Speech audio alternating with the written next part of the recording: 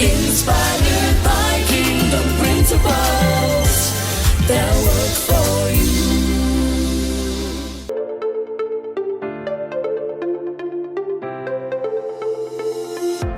Good day, everyone. Welcome to another episode of Good Eat.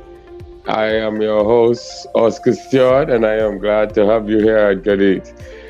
In just a matter of days, everyone will be celebrating the Thanksgiving holiday amidst the COVID pandemic, and despite that, it will have to be very minimal or next to little no socializing amongst family and friends. But nonetheless, we want to give thanks for all things to God. And so today, we won't be doing any Thanksgiving dinner on the show or have any chef prepare, but we do have a chef in studio today with us, I should say on the show rather.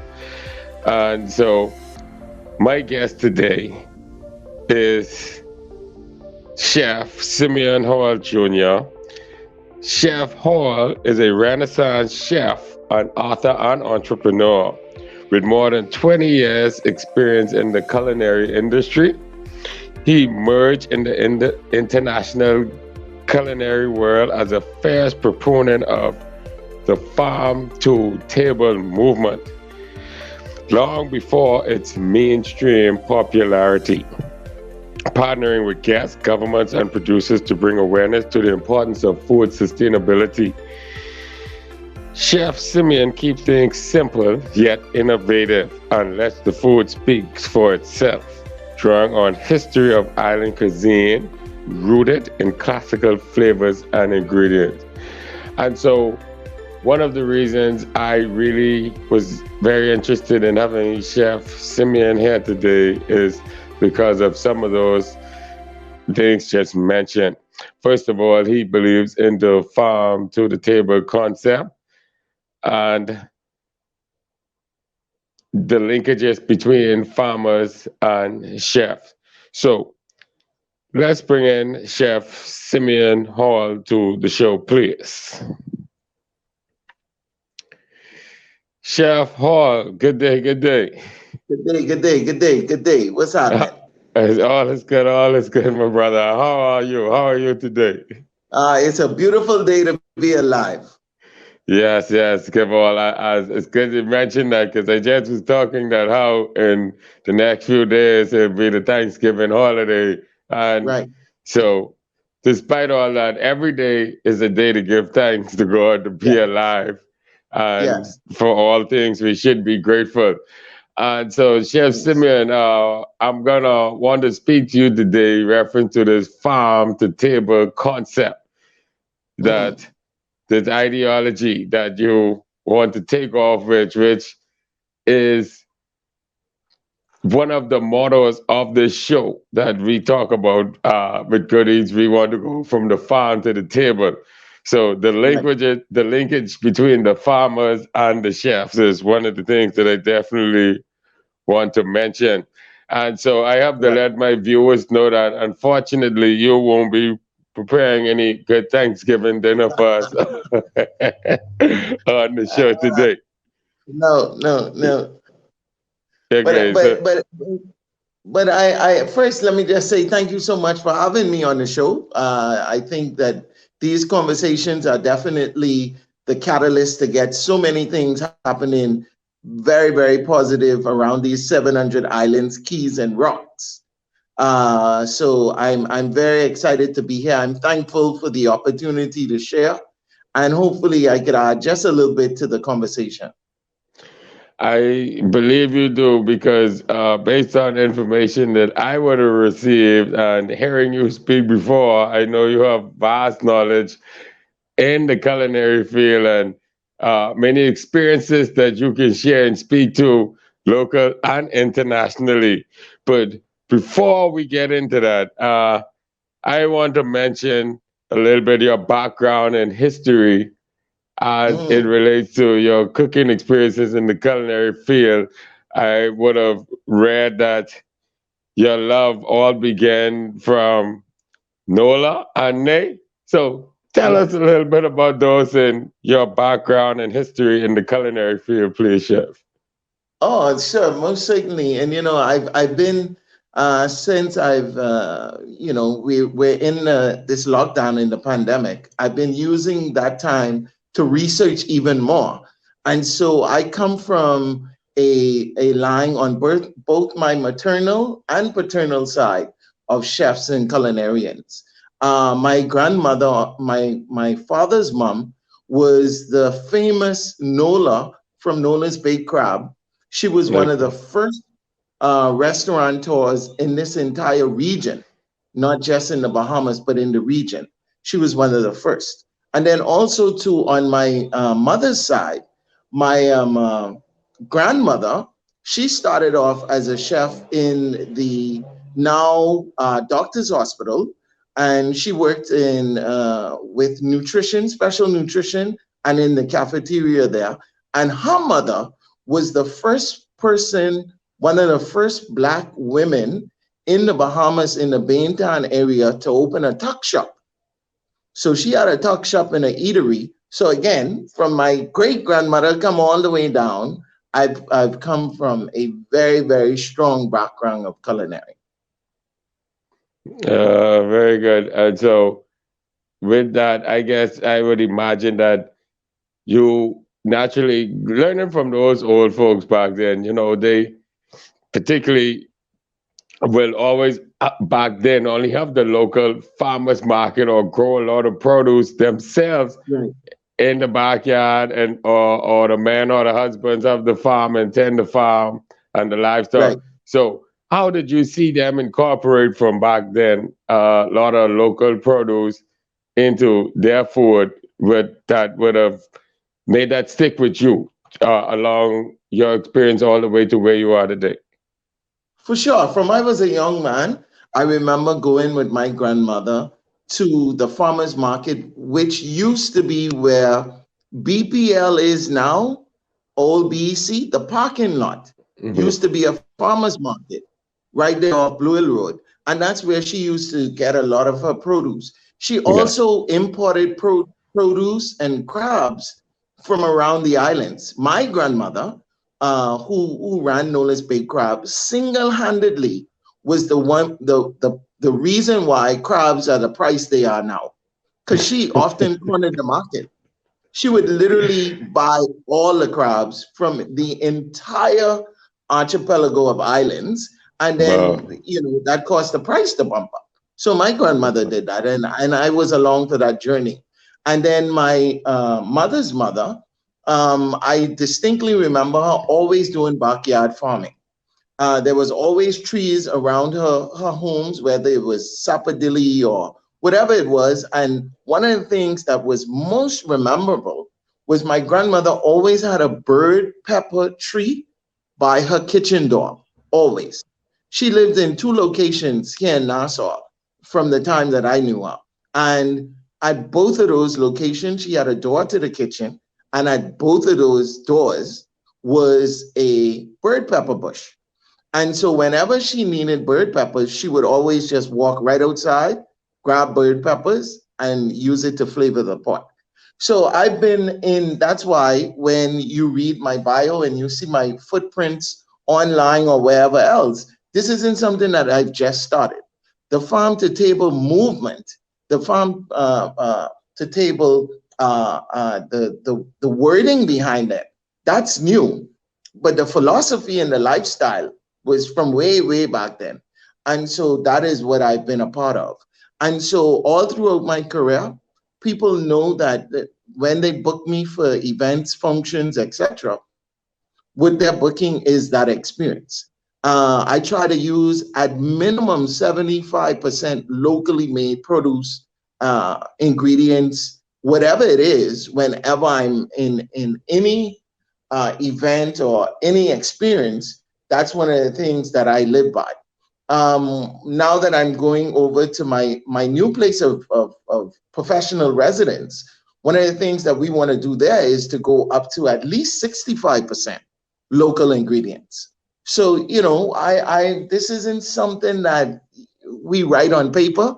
because it sounds good and it's trendy, but that's been our conviction over the last 25 years of my professional culinary journey. Excellent, Chef. I love that. And I believe that so many persons here now, even more than ever, need to incorporate back that farm to table ideology and join that movement, so to speak.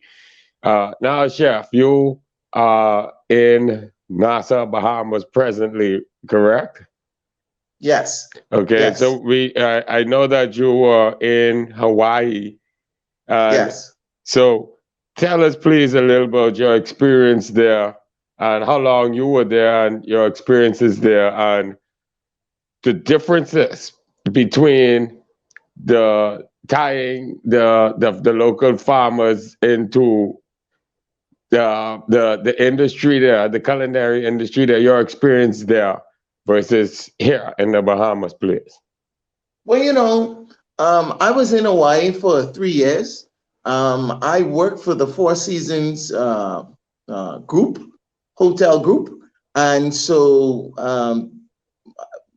long story short, I flew over there. I blew them away with my presentation, not just the food, but the entire experience and connecting with the local kind of food culture there. And so they hired me and I went over there. One of the things that I always use to describe Hawaii is if Nassau and the Bahamas was developed more and had a more of a modern feel, that's what Hawaii is. Hawaii is still very islandy. The people are very, very connected to their culture. And it's very, very similar here, as it is one of the most isolated inhabited land masses in the world. They import about 90% of all their food and produce. Wow. So they're having the same conversations that we're having here, they're having over there. And so that's one of the things that I was able to also be just like I was home in terms of making sure that my restaurant was at about, I'd say about 45% when I left. We were supporting 12 local farms when I was there in Hawaii. Okay. So that was something that I was definitely proud of, for sure, 110%. But it's very, very similar. It's like a modern Bahamas. Okay. And so we know, I imagine that much like the Bahamas, tourism is a driving factor in the economy there. And so what is your experiences there? You may hear the terminology we hear now a lot of marrying agriculture and tourism. And so Right. people, particularly in this region or those countries that depend so heavily upon tourism, what's your experience in noticing how they are really tying these two industries in together for the benefit of farmers and those in the tourism industry? Well, my restaurant, which was the all-day restaurant, I had the biggest restaurant on property. We had a farm-to-table tour with our guests.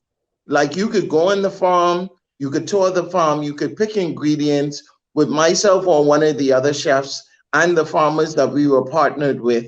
And then you could come back to the hotel and we would cook whatever you would have harvested. That's something we did all the time. All the time. We did it with fresh catch. We did it with produce. We did it with rum factories. We did it with everything that you can imagine. And for example, I teamed up with a rum factory over there that did a old world style of making their rum. They only use sugarcane juice and not molasses. So they would take the guests through the fields. We would tour the entire property and then we would come back to the hotel and then we would make rum infused dinner items. So that was something that we did all the time. And it was tremendously successful. And it's definitely something that I want to do now that I'm back here in the Bahamas.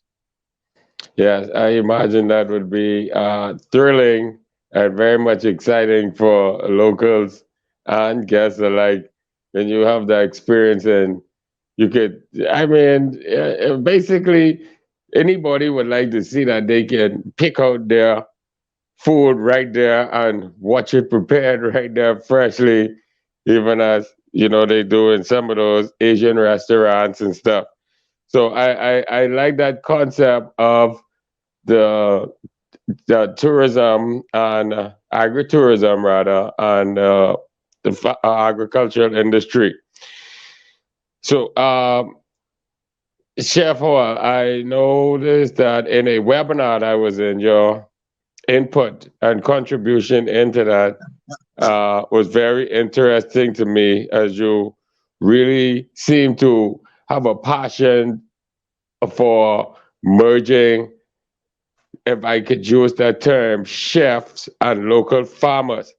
So tell us please, how do you think that farmers and chefs can really merge to assist each other in their respective industries?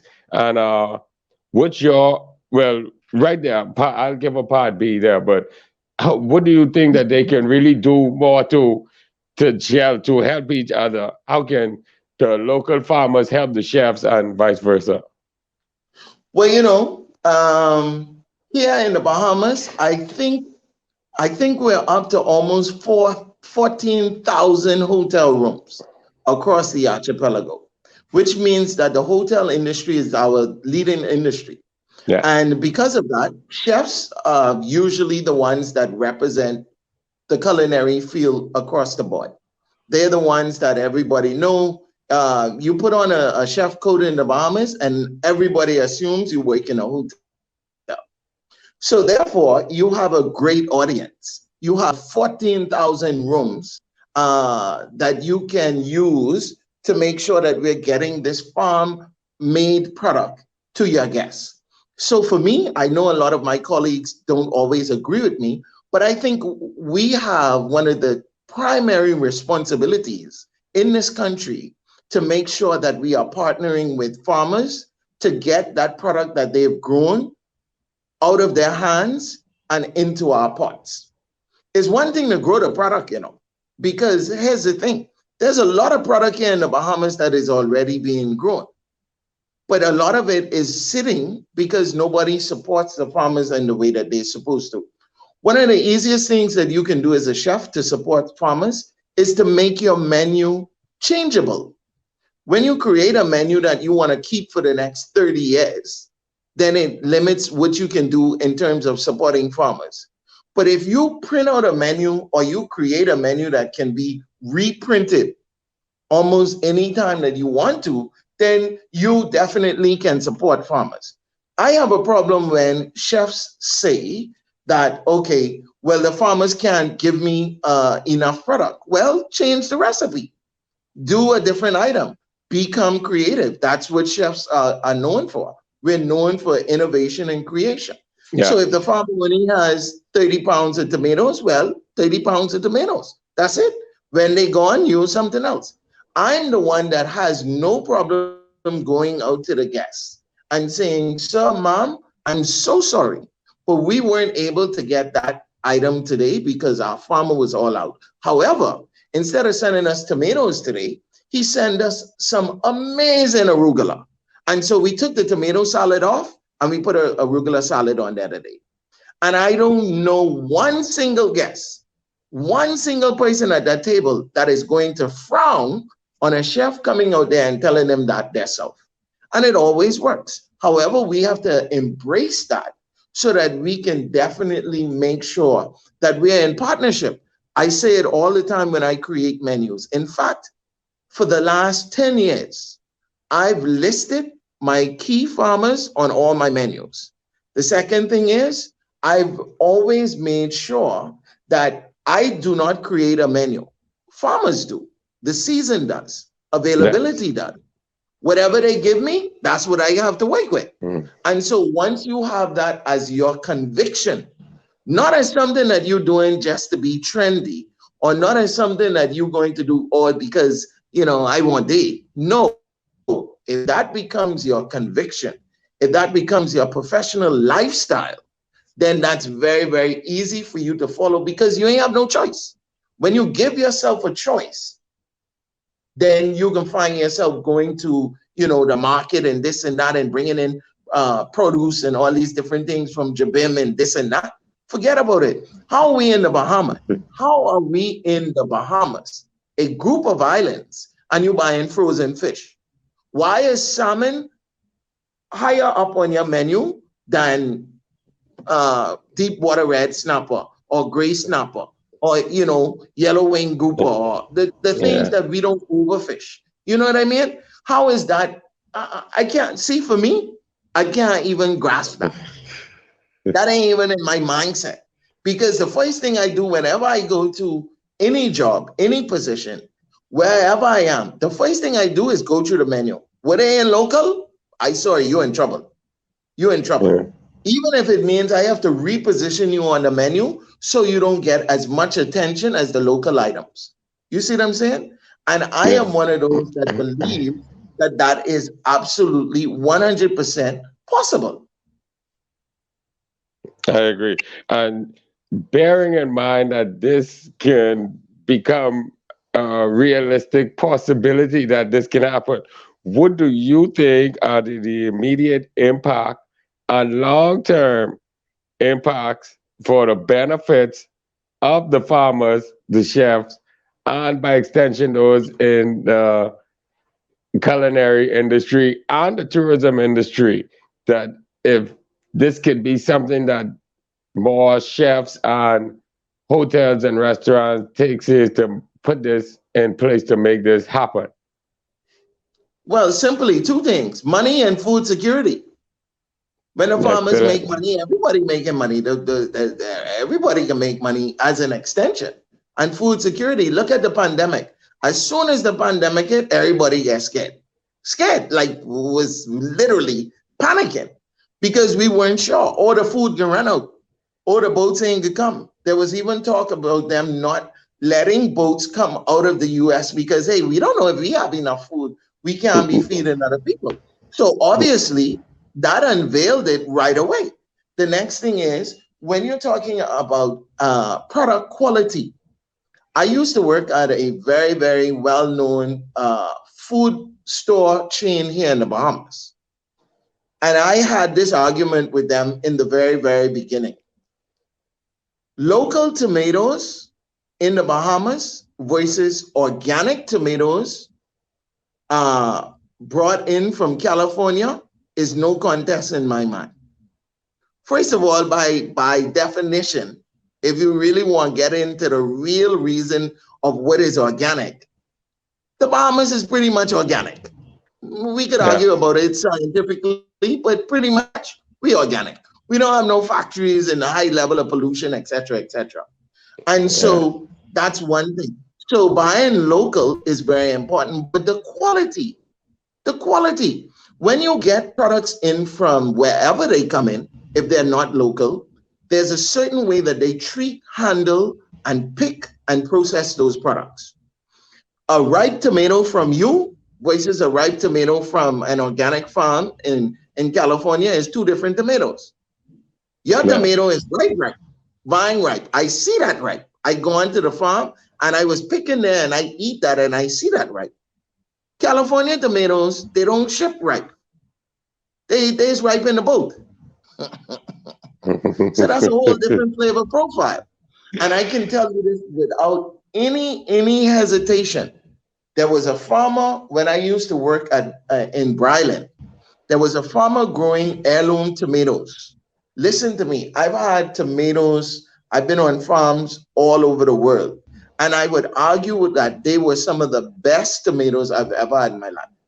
The issue here is, in some instances, because our soil is not the best, because of what we have here to work with, the plants have to work a little bit harder. They got to dig a little deeper and they got to fight a little bit more. So the flavor intensifies. You see what I'm saying? So all of this behind the scenes stuff, if people could just get an understanding of that. Almost every time we've done a taste test in a professional environment, it always comes out that local tastes far better than what we import. Yeah. Yeah. As I stated in the beginning, this vast amount of information you get to share because of your experience. I mean, this show went on. I wasn't even able to go to a break or for a moment or so. I read it almost all the time. And for me, I really interested. Listen, now I'm even more interested in probably seeing if we could have you back again because I also want to see some of your dishes, and I'm sure the viewers will love to see that which you have to offer. But just this knowledgeable information alone, I appreciate, and I'm sure everyone tuning into the show will appreciate it as well. And before we have to end this episode, uh, please tell us and the viewers how they can reach you or find more about your restaurant, your work, your social media linkages, and contacts for us, please. All right, awesome. Well, the simplest way to do that is to go to my website, which is www.simeonhalljr.com. Can't get no simpler than that. And so all of my social media handles are there. All of my connections, my contact page is there. A lot of my recipes are there. Photos are there. Items that I'm working on are there. So you could just go there and check it out. And that's some of the things that I'm doing. One of the things that I'm doing very soon is I'm doing a pop-up in by a rock oven. So I have a slam bam pop-up where we're going to use rock oven bread to make old-fashioned slam bam sandwiches. And I think that's going to be absolutely amazing. I have the rock oven together. I have my bread recipes together. I have everything working together, and I love it. I love the Bahamas. The Bahamas is amazing. You see me here. I'm sweating a little bit, but I love it. I love that I'm sweating. Some people in freezing cold weather right now. We live and work in paradise. We live and work in paradise. Little sweat ain't gonna kill nobody, but the cold is killing people. I with you on that one. I love the Bahamas too. I love the country. They might say we don't have um all the privileges or the amenities of the first world countries, America and St. Paul, but I love it here. And I kind of lay back and relax, and I have the enjoyment here that they also don't have as well. So before I Yeah. let you go, please explain for the viewers the term culinary grill, please. Oh, okay, sure. In the all African culture, and again, this is something that I'm working on now. I have a lot of things coming out, including my book is coming out, which talks about the connection of the Bahamas to the conversation of culinary. And so the term griot is an African word that describes a storyteller. A storyteller was the person that people would listen to get information in the community. When people couldn't read or write, this was the person that was used to pass on knowledge throughout the generations. And so there were people that specialized in different aspects of the community. And so for me, being in culinary and using my outlets, using my voice, using my talents to tell the Bahamian story, the Bahamas has a huge opportunity to let everybody know how important we are to the story of cuisine, not just in the Caribbean, but throughout the world. When you look at it, the Bahamas was the gateway. This was where a lot of the things happen, and so that's what I'm using that opportunity, and that's where that term comes from, culinary grill. Okay, thank you, Chef. And my apologies to you. Our time ran out. I really wanted to get into some about your book and your writing, but like I said, maybe we could have you back again and It'll incorporate be my that pleasure. into some of your recipes. So, ladies and gentlemen, Chef Simeon Hall Jr., you heard the concept, as you can tell. He knows a lot, and he has a lot to speak about. And We appreciate you having here and allowing you this platform to express some of your feelings and your insight as to what we can do here in the country and beyond as it relates to agriculture and farming. So thank you very much, Chef. And I think we'll definitely gotta have you back for another episode. Thank you so much. Thank you so much for having me. Yes. Welcome back to the show, ladies and gentlemen, boys and girls. So what a informative, interesting show today, Chef Simeon Hall. I enjoyed the information that he shared with us, and I hope you did. And so now we get to that segment of what's in my cup. But before, I would like to say once again, congratulations to previous winners of the What's in My Cup segment. And so let's see some other people looking to chime in and guess what's in my cup today. Took a sip so you could see the color. But think today tropical, exotic, simple smoothie, just a few ingredients. So most of you know what to do already, but for those that don't, leave your comment in the YouTube channel comment section and take a guess, and we will leave information relative to those winners in our RBNTV Facebook page, and we will mention those winners on the show. So thank you to everybody once again, and we hope you enjoyed the episode this week, and see you again on behalf of RBN TV Network.